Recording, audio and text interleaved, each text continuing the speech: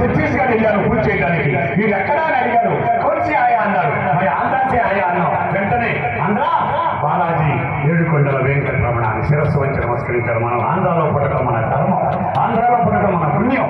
ఎలా తెలిసాడు వెంకటరమణ?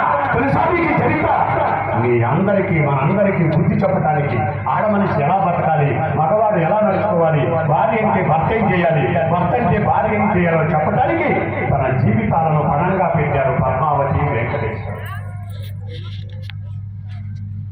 లక్ష్మీదేవి ఉన్న హృదయంలో భృగు మహర్షి తన్నాడని, తన్నిన వాడు నా కాలు ఇరిచేయకుండా నా భర్త వాడి కాళ్లకు సేవ చేశాడని, అసమర్థపు భర్తతో నే కాపురం చేయాలా? ఆస్తి లేని వాడికి కాపురం చేస్తాను కానీ అసమర్థుడికి నే కాపురం చేయను. నన్ను తన్నిన వాడి పాదాలు ఎరవకుండా నన్ను తన్నిన పాదాలు నొక్కుతావా? నువ్వు ఒక భర్తని, నేను ఒక భార్యను అని హృదయంలో కూర్చున్న లక్ష్మి అడిగి తల ఎడపోసుకొని ముఖన ఇట్టబెట్టుకుని ఒట్టు పక్కకు జరిపి జొంగు కప్పుకొని వెళ్ళిపోతుంది. నీ భార్యతో వస్తే నేను ఆశ్రమంలో కాలు పెట్టు, లేకపోతే నీ కాలు ఎరక్కొడతానని చెప్పిందట. తల్లి అంటే ఒకడు. మీరందరూ అనుకుంటున్నారు మా అత్త మండ వల్లనే మా సంసారం ఎంత అయిందని. తప్పు.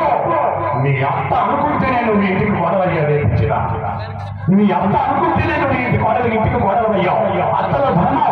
అత్త అమ్మాయి పోయింది నీకు. అమ్మా వాళ్ళు వస్తున్నారు, వీళ్ళు వస్తున్నారు, రాత్రి పెళ్ళయింది, అప్పగింతలు అయ్యాయి, ఆవు పాలతో నన్ను కమలపాకుల్లో పెట్టి అప్పగించావు. నువ్వు బయలుదేరవా అమ్మా? నువ్వు రావా మా అమ్మకి? అమ్మ బెంగళూరు చెల్లి వస్తుంది, విజయవాడ చెల్లి వస్తుంది, నువ్వు కూడా రామ్మా అంటే ఆ అమ్మ లోపల నవ్వుకుని కొంచెం చూపు లోపల ఏడ్చుకుని తీసేసి కూతురు ఏమని అనుకుంటుందని. లేదమ్మా సిగ్గులేంది, కూతురు నిద్రలోకి వచ్చిందంటారమ్మా, నేను రాకూడదమ్మా. అప్పగింతలు పెట్టి ఆవు పాలు తోడపాలతో నచ్చినప్పుడే నడిపించేశానమ్మా. అమ్మా అయితే నాకు అమ్మలేదా? అమ్మలేపటం ఏంటమ్మా? నీ పౌరుషకుటి ఇదేంటమ్మా బరువుగా ఉంది, అది చూడు, అది పసుపు, అవునమ్మా. ఇది కుంకుమ, అవునమ్మా. అది సున్నిపిండి, అవునమ్మా. ఇది పసుపు కుంకుమలతో కూడినటువంటి ఒక్కసోర, అవునమ్మా. అమ్మా ఇదేంటమ్మా? మూడు అమ్మ అని కళ్ళ కదుకొని ఈ బొమ్మను బిలువలో పెట్టి దాయినా, లాకర్లో పెట్టి దాయినా అంటే కాదమ్మా.